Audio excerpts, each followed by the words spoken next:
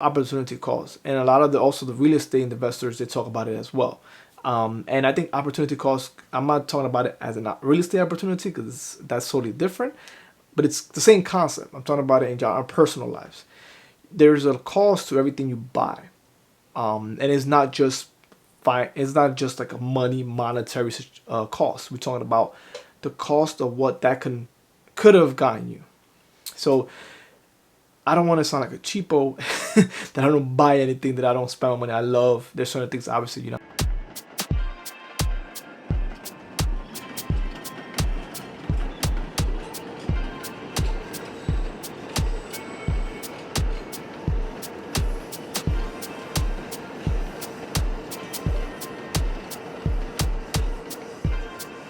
Hey, and we're back here. We're back here, and I just want to touch in a little topic that a topic that I was thinking about today, and it's something I've been seeing going around the social media platforms, and the term that unfortunately I don't think we were taught that as in growing up public education. To be honest, we didn't get that much.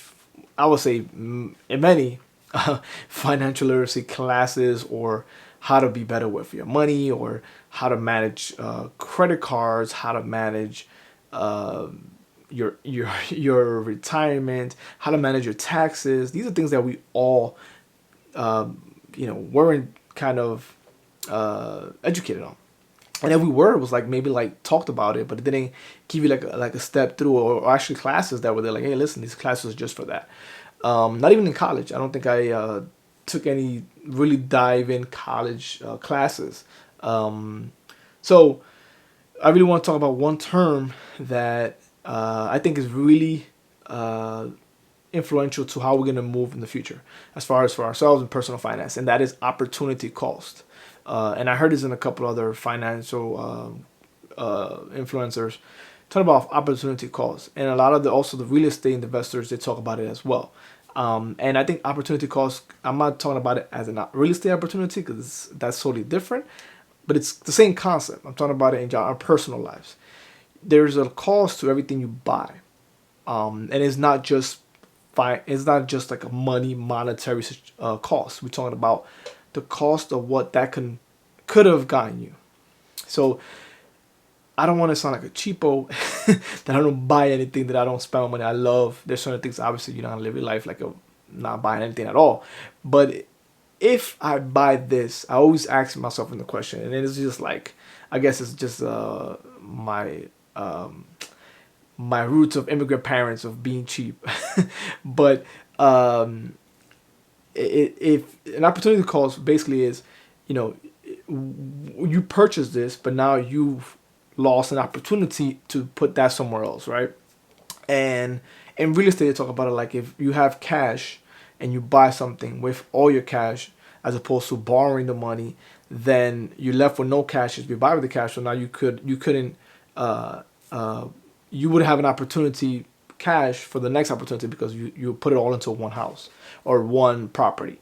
And they normally the real estate wealthy individuals, they say don't do that, use the loans and then use that cash for the next loans, and they're talking about like multiplying your investments and being able to access them without having to use your own personal money.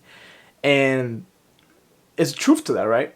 And so when it comes to our personal finances, when you're gonna make like a large purchase, I always say large purchases. I'm not talking about if you're gonna go and buy coffee, you know, like $5, or if you go every month and you spend $100 on whatever your hobby may be. You know, that's not gonna uh, take away from you buying something else that might give you an opportunity. Yes, with time, you want to change that. Like you want to invest as much as you can. But when I mean like large purchases, I mean like let's say a vacation, right? Or a car, or obviously a home. But most of us are, for the most part, in the beginning of our lives, we're dealing with like, I was talking about like anything from like 5,000 to like $10,000. You know, those things don't seem a lot of money, right? They don't seem like a lot of money. But if you look at the opportunity cost in the long term, so if every year you get a certain amount of money, let's say tax refund, or you saved up the whole year and you saved up. Let's say you saved up. Let's say you saved every month. You save $400. Let's say $5,000 a year you saved up. At the end of the year, you go and you buy that all in Christmas gifts. Yes, I know we love it. We love to give our kids and our family and make sure they're happy and love giving. But let's just say that you're a hardworking individual, and that's what you saved up this whole year, right? Now, if you spend that money, all of it, then now you're left with nothing, right? You're back to square one, right? And what I mean opportunity cost is, instead of doing that, if you would have taken that money, you would have invested it in any type of asset, whatever it is you want to do. There's a bunch of them out there, right? And let's just say you invested in a certain amount of stocks or a certain amount of real estate deals, whatever it may be. And that 5,000 now, you know, 5 years later, it's not gonna be $5,000, right? So you invested that money, and if you spent it 5 years later, you lost that, because now you lost the opportunity at that time because you had spent it. Or another way, let's say for 3 years you save up, and you come up with money for your first car, right? A lot of us do this, right? And I was one of those. So you come up with, let's say, you saved up. You want to buy your first new car. You want to take $20,000. You saved it up. You saved for 5 years. You worked hard for this money. You buying yourself a brand new car. You need it. You worked hard. I sacrificed a lot of hours of overtime, a lot of time, a lot of weekends, to get the opportunity to buy my brand new car, right? Who doesn't want that, right? But if you look at opportunity cost, if you take that $20,000, right, and you put it into an investment, and you grow that, let's say for the next 5 years, at average, let's say 10% average for the next 5 years.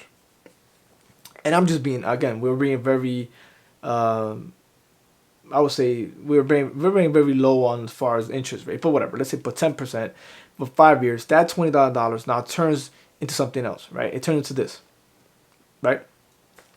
So the opportunity cost is, if you go and you buy the vehicle for $20,000 at that day, when you leave the dealership, your car goes down. I think it's like 30% in value. I'm not sure. It's a big number, but car value is lost. It loses its value as soon as you drive off the lot, and that money cannot be recuperated.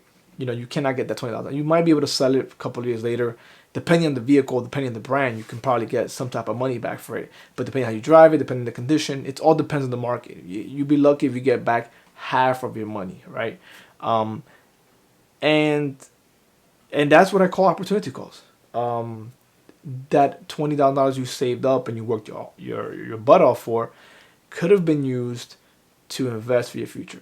So whenever you want to go out there and do any large purchases, again, large, anything above, I think, $5,000, and you think about, well, it's only one time, I'm good, I don't have nothing to worry about it, I'll do it next time.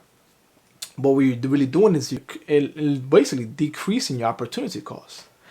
Well, you're increasing your opportunity cost, because now that's costing you your opportunities, and opportunity for the future to grow. And that's where I feel like in personal finances, when you view things that way, when you start learning that, you think 2 times, 3 times, 4 times, 5 times, 6 times before you go back to that dealership. I've done it myself, right?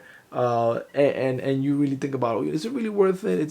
Do I really need it? Can I hold off? Can I just invest this first and say, let's hope, and eventually be able to be more diligent as far as purchasing? So whenever right now the New Year's coming, right, we have in 2021, a lot of things we want to do, a lot of things we want to buy, expensive vacations. We all know that. We all been there. I've been there.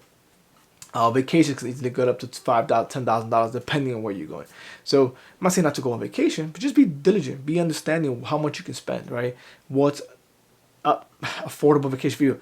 Affordable vacation for me might be different for you, but just look at the opportunity cost, right?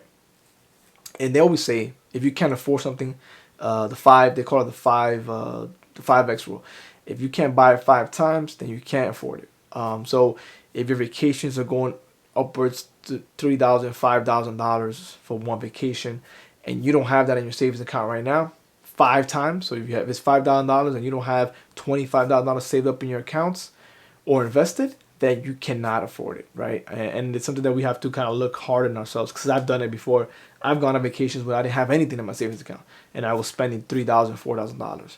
So we all do it. It's not something it's not new, but I know you're younger. The younger generation is looking at this, and I wish I would have told myself this when I was younger.